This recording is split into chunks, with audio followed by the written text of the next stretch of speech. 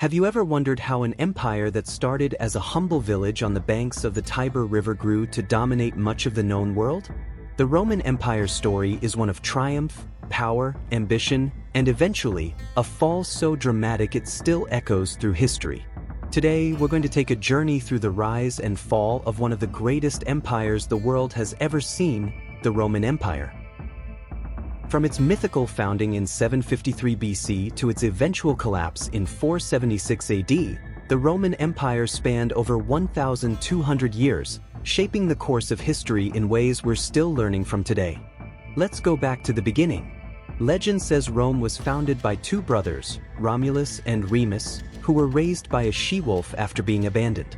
While this might sound like a story from a fairy tale, historians believe Rome's real origins began with a group of tribes in the Italian peninsula.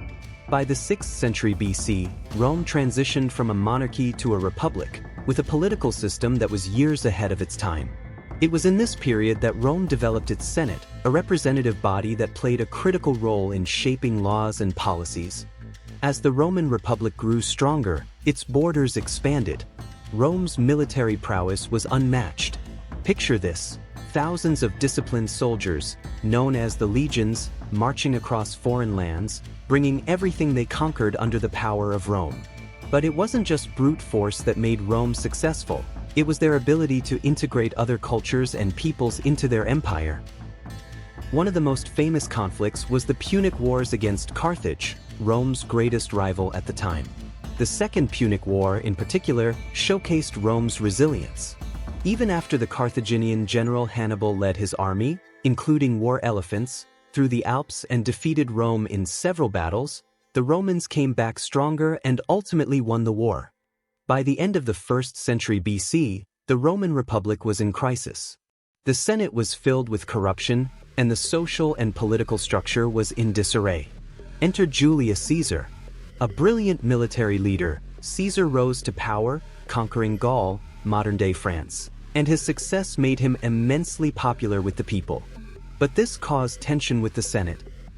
In 49 BC, Julius Caesar famously crossed the Rubicon River with his army, declaring the die is cast. This act led to a civil war, pitting Caesar against his rivals, including Pompey the Great. The conflict ended with Caesar's victory and his eventual rise to dictator for life. But just as it seemed Rome was on the brink of greatness, tragedy struck. On the Ides of March, 44 BC, Julius Caesar was assassinated by a group of senators, led by Brutus and Cassius. The murder of Caesar plunged Rome into another round of civil wars, and from the chaos, a new form of leadership would emerge.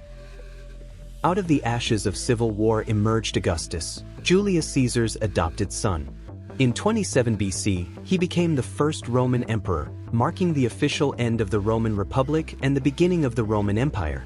Augustus brought stability, ending years of turmoil and ushering in what would be known as the Pax Romana, or Roman peace. Under Augustus, Rome became the center of a vast empire. Trade flourished, arts and culture thrived, and monumental structures like the Colosseum and aqueducts were built.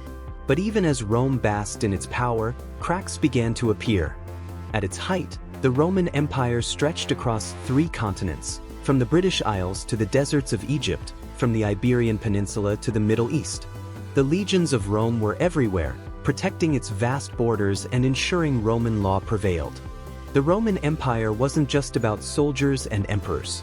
It was about everyday people, citizens, merchants, engineers, and scholars, each contributing to the empire's grandeur.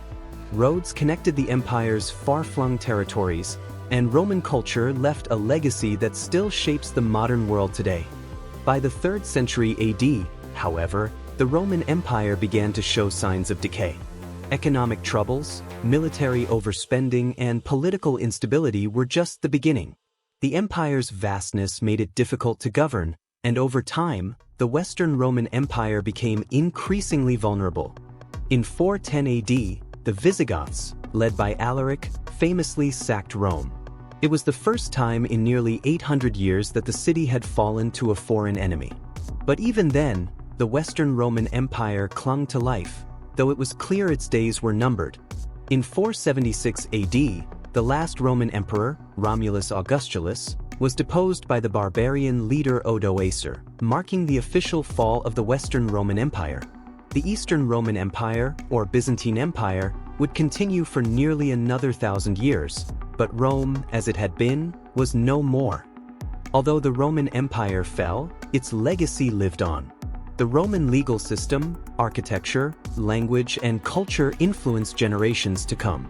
Today, the echoes of the Roman Empire can be seen in the laws of modern democracies, in the languages we speak, and in the way we organize our societies.